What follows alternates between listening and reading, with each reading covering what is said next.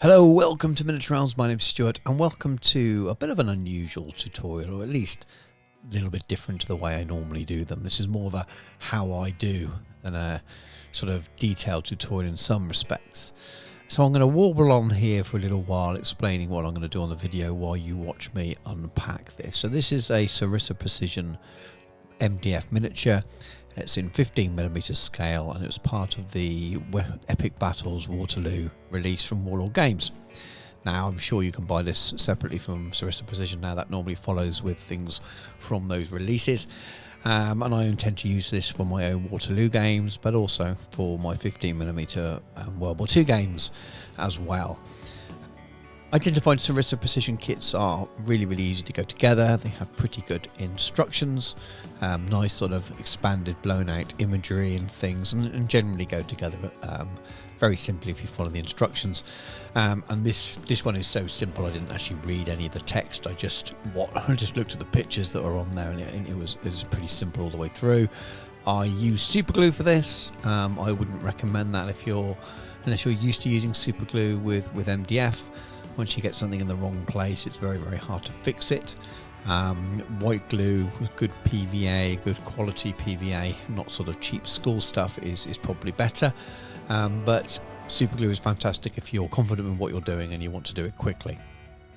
Now I tend to punch out all the bits from a particular area and then kind of throw away the bits I don't need and line them all up into individual sections before I get started, and that's partly what you can see on the initial stages of the video. Other than that, I don't really have any super tips for putting together MDF buildings, other than it's worth taking your time doing a little bit of dry fitting before you glue, especially if you are using super glue. And learn from your mistakes, as I have done many times. In most cases they go together very well, especially from the sort of the bigger companies with the higher production rates like this. There are lots of smaller manufacturers or cottage industry things that you can find on eBay, which are absolutely fantastic as well at times, often a bit cheaper. Sometimes I find they don't go together quite as easily, but I never really seem to have any problems with Sarissa kits. So with the miniature complete, I primed it black, and then I used white for zenithal, which you'll see in so many of my videos. A rattle can grey works well here if you don't want to use an airbrush at all. This is the only stage I'm using an airbrush for. I don't use it for the actual painting of the miniature afterwards itself. But I did decide to give myself a bit of a pre-highlight here, adding white a little bit heavier in places where the sun might catch. And it just gave me a really nice place to work from. And funnily enough, I've been using a lot of contrast in this, and I chuckle because regular viewers and subscribers will know that contrast features very heavily in my painting tutorials, and it's probably you can probably get points for it for a drinking game for me mentioning zenithal, highlights and contrast. After the initial layer of white, I went back and really force those sort of brighter areas where the light would hit. Now MDF really soaks in the paint, and you can buy some special primers for MDF which kind of gives it a layer that prevents the paint from sinking in. I don't own any of that. I've never bought it. I've always found the way I work is more than enough, so maybe I'll pick it up one day. And if you're interested in it, definitely go and look some of the stuff out. I can't give you any tips for manufacturers on it because I haven't used it myself. But I find that priming with a rattle can and doing a bit of pre-work like this is usually sufficient for the way I do my painting of MDF terrain. There we are, all grayscale and ready to go. Nicely prepared. Now I did drop it when I was outside, so you may see a little super glue fix mark on the top two sort of sails for the windmill there. And these are the colours I'd chosen for contrast, and a really old brush. So I'm going to be using some contrast Cygor brown. I'm going to be using some contrast wildwood. I'm going to be using some contrast gore grunter fir, and I'm going to be using some contrast Garrick sewer. And there's 4 different shades of brown there, and the idea is to kind of almost wet blend them, apply them to the miniature fairly haphazardly in layers, and to almost paint like I would if I was doing a bit of artwork on a canvas or something, slapping it on and not worrying about it too much. So I started with the Garrick sewer. I wanted to make the doors stand out, and that's something I kind of battle with and work with throughout the painting, and I find a better way of doing it later on. But I started to fill in with Garrick Sewer first, but I'm leaving lots of white there, but it doesn't matter because I'm intending on using this a bit like a watercolour in some ways and glazing this on, and I'll build up layers with the other paints.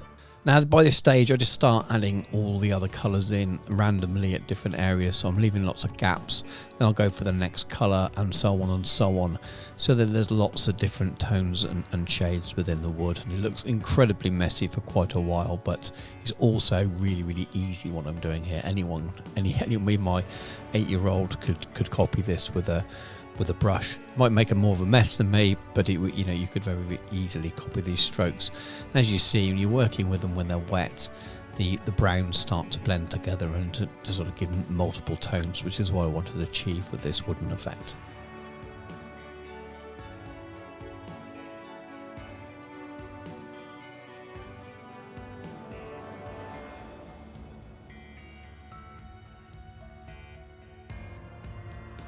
As the colour starts to go on the sails, you can see that I was focusing on the kind of the warmer browns at this stage towards the where the light and where the pre-highlight was a little bit brighter.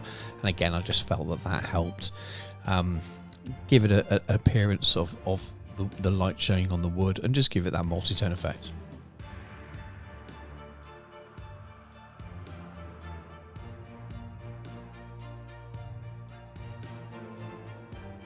Now once those layers were added and it was dry, it was time to add some more contrast paints, and I went for greens, and I've got some Dark Angels green and some Orc Flesh. And then with my brush being quite wet, I'm just sort of scraping these on in certain areas, so I'm almost thinning it. I do have a palette just off screen that I'm occasionally putting a dot of the contrast on. The palette's quite wet, and it's just enabling me to kind of use a slightly thinned paint to apply to the model. And also with the brown being darker, they do tend to blend in naturally. So again, I'm just trying to add some age and some weather to that wood by creating more than just brown tones. Now I've applied that all around the model, and you can see the green tones in with the browns there. I just wanted to lighten up some of the kind of lighter areas, and I've got a yellow here, and it's surprising how much that adds to it, even though that it's already fairly dark. So I'm just reinforcing the areas that are a little bit lighter, and this is Nasdrag yellow, again another contrast, and it just brightens up and picks up. This is me just playing around here, and this is why this isn't a standard tutorial really. It's about giving you an idea how you can just have an MDF model and slap some paint on it and have some fun with it, and it'll end up looking cool, especially if you want something that's looking kind of old and weathered and unusual in some ways.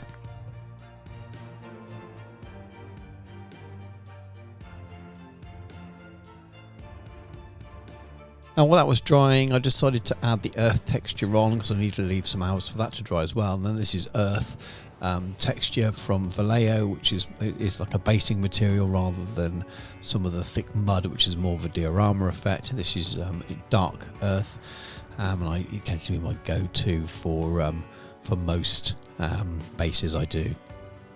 Now once that was dry, I used a hairdryer to speed it up a little bit, but if you're going to let it air dry, you at least need a couple of hours for it to be fully dry.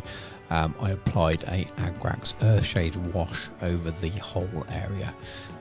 Slightly thinned in places, it didn't go too thick, but I'm adding some powders and things later, but dabbed it on so it gave me some natural shadow within the grain of that earth texture. Now I mentioned earlier that I wanted those doors to stand out, so I thought one of the better ways of doing it would be to add some shadow around them, and I'm actually using Contrast Black Legion. And what I'm going to do is paint thin lines around the doors and then blend them out afterwards, and that's wet blending. So I've got a proper brush here rather than the old dead one.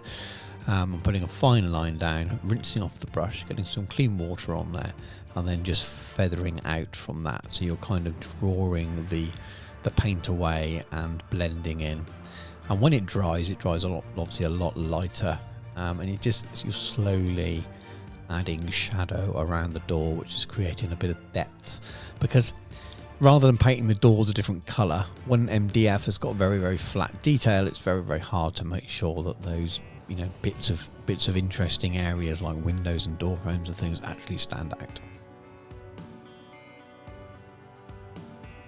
I also used the Black Legion just to add a little bit of shadow under the eaves of the roof as well there. So painted it on a little bit thick to the top, and then this is a wet clean brush there, just feathering out and spreading the bottom layer. When it dries, it just gives you that little bit of extra shadow.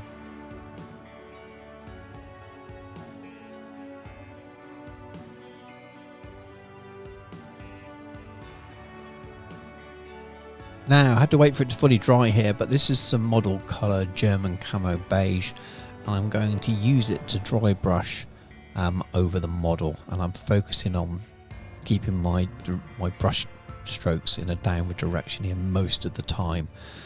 Just trying to catch the areas off the top of the sails, but I also do it around the roof and the sides and flaps of the model as well.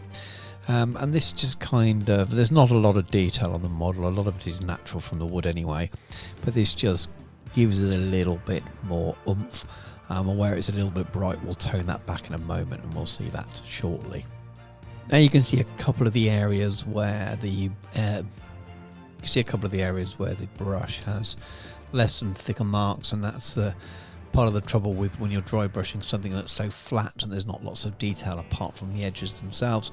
I'm just using some contrast skeleton horde here straight out the pot, and it just glazes very nicely over and just tones back any of those areas that look a little bit white on the flat.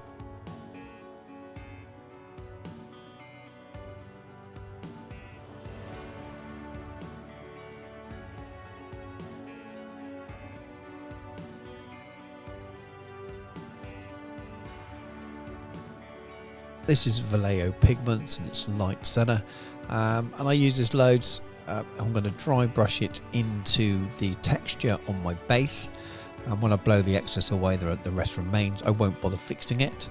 It's an area I don't touch, and you'll be surprised that it just stay there. If I use fixative and things like that, it does change it slightly, and then I'm going to go crazy and I'm actually going to dry brush it almost into the model itself, and you'll find that lots of it goes into the crevices and gaps in the scored wood and in the gaps between the wood itself, and it just gives it a really nice kind of dusty and weathered look. Again, it will stay there very, very well, blowing away the excess, and it just gives it a really, really nice sort of dry look, and I quite like doing this.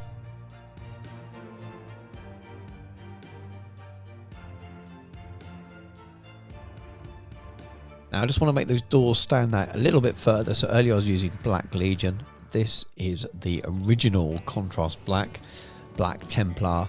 It's slightly bluer mix.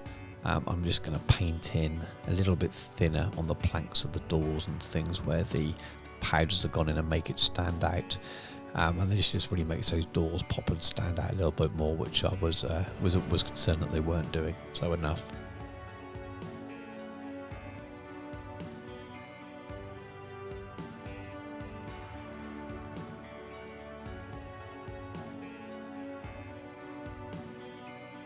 Now with some more contrast, funny enough, and this is Creed Camo, and I'm just going to paint some streaks down. Now that we've got the powders on there, the weathering powders, when you paint over the top of them at a certain angle, you actually create some really, really nice kind of rain staining effects, and just doing very gentle sort of down stripes like that with Creed Camo, which is over this sort of darkish brown, won't overly stain the paint.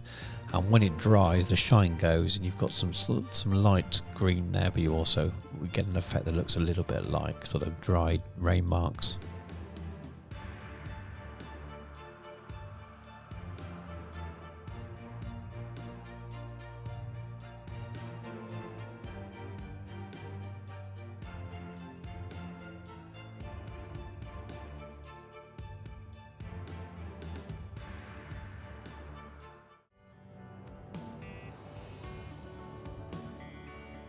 Now with some orc flesh, which is a slightly brighter green, I'm just sort of focusing on some smaller areas to make it some of those marks almost look a little bit moss-like.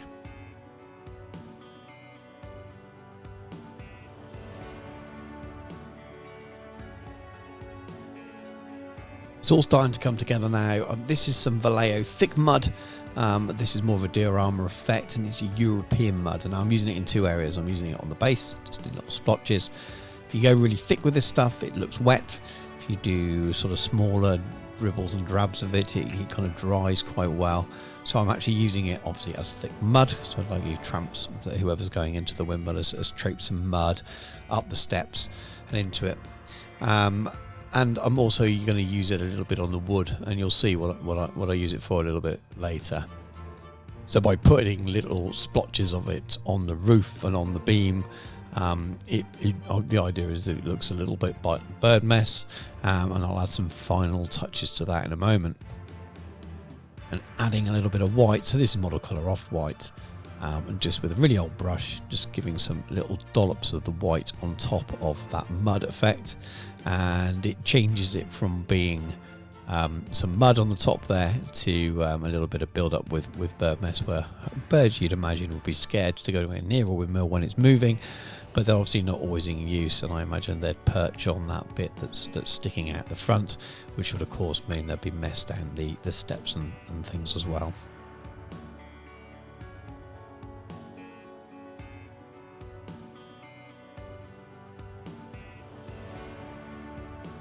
And to complete the wonder that is bird poo, some contrast black legion, just dabbing on some little black dots into the sort of white areas as well.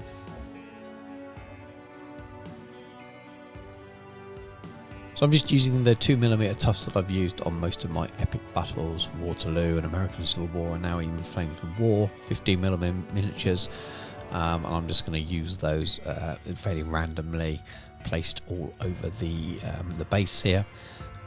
These are from War Paint figures, and I think they're fantastic. They're very, very sticky. I haven't felt I needed to use glue on them before I stuck them down. So you can see me there just sticking them straight onto the base of the miniature.